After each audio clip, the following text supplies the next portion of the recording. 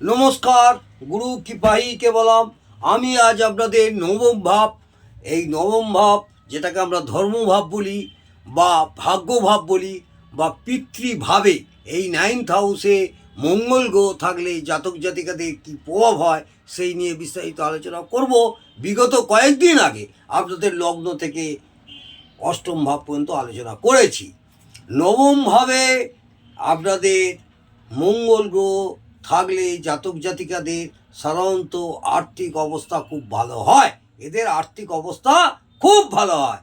এরা ভ্রমণ পছন্দ করে বা ঘুরতে ভালোবাসে, বিশেষ করে তীর্থস্থানে বা ধর্মীয় স্থানে এরা বেড়াতে পছন্দ করে। কারণ নবম ভাব থেকে আমরা তীর্থস্থান এবং ধর্মীয় স্থান ও দেশের মধ্যে বা দূরবর্তী স্থান বিচার করে থাকি বা বিচার করা হয়। তুলনামূলকভাবে এরা পিতৃ সুখ থেকে বঞ্চিত হয়। এই সব জাতক জাতিকারা পিতৃ সুখ থেকে বঞ্চিত হয় এবং পিতৃ বিয়োগ ঘটে, কারণ নবম ভাব থেকে পিতার বিচার করা হয়। নবম ভাব থেকে আমরা পিতারও বিচার করে থাকি। এদের শালক বা দেওর থাকে না, এদের শালক বা দেওর থাকে না, বা থাকলেও সম্পর্ক ভালো থাকে না। এইসব জাতক জাতিকাদের দেওর বা জাতকদের শালক থাকে না, থাকলেও সম্পর্ক ভালো হয় না। কারণ নবম ভাব হলো সপ্তম ভাবের দ্বিতীয় ঘর। নবম ভাব হলো সপ্তম ভাবের দ্বিতীয় ঘর, সপ্তম ভাবের তৃতীয় ঘর, অর্থাৎ নবম ভাব হলো সপ্তম ভাবের তৃতীয় ঘর, অর্থাৎ সপ্তম ভাব থেকে পার্টনারের বিচার করা হয়। সপ্তম ভাব থেকে আমরা পার্টনারের বিচার করি। নবম ভাব হলো তার তৃতীয়, অর্থাৎ পার্টনারের ছোট ভাই। পার্টনারের ছোট ভাই বেশিরভাগ ক্ষেত্রে দেখা যায় এদের কেউ সাহায্য করলে এরা খুব তাড়াতাড়ি জীবনে প্রতিষ্ঠা পায়। বেশিরভাগ ক্ষেত্রে দেখা যায় কেউ যদি সাহায্য করে তাহলে এরা তাড়াতাড়ি খুব প্রতিষ্ঠা পায় এবং উন্নতির শিখরে পৌঁছে যায়।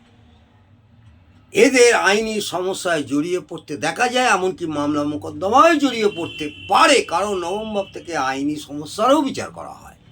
নবম ভাব থেকে আমরা আইনি সমস্যার বিচার করি। এও মঙ্গল ঝামেলার কারক গ্রহ।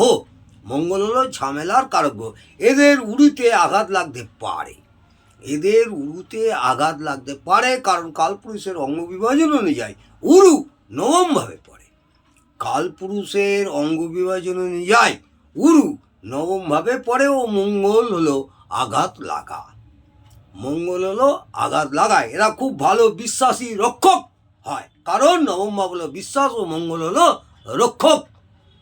এটা মাথায় রাখবেন। যদি এই মঙ্গলের সাথে ইউরেনাস যুক্ত হয় তাহলে এরা খুব ভালো গবেষণা করতে পারে।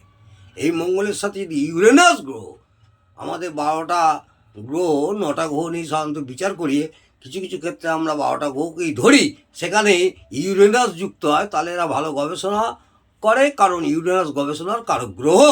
মঙ্গল আগুন এবং কেমিক্যালের কারক গ্রহ, ও গবেষণা করতে আগুন ও কেমিক্যাল প্রয়োজন।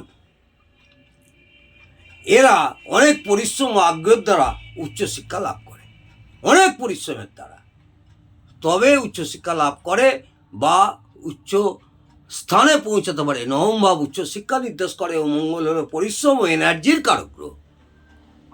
মঙ্গল হলো পরিশ্রম এবং এনার্জির কারক গ্রহ। এদের ধর্মের ব্যাপারে অসম্ভব রকমের একগুমি ও জেদ থাকে। এদের ধর্মের ব্যাপারে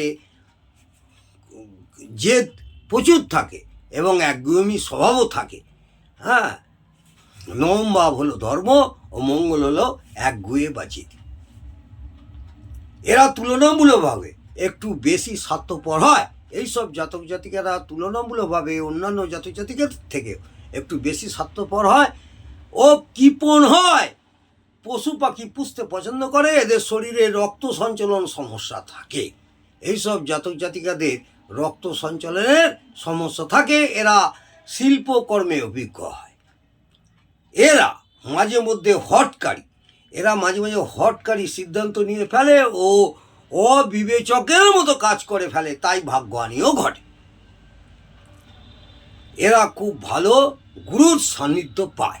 এইসব জাতক জাতিকারা ভালো গুরুর সান্নিধ্য পায় এই মঙ্গল শনি ও কেতুযুক্ত হলে। এই মঙ্গল যদি শনি ও কেতুযুক্ত হয় তাহলে ভালো তান্ত্রিক ও সন্ন্যাসী হয় বা তন্ত্রবিদ্যাও করতে পারে।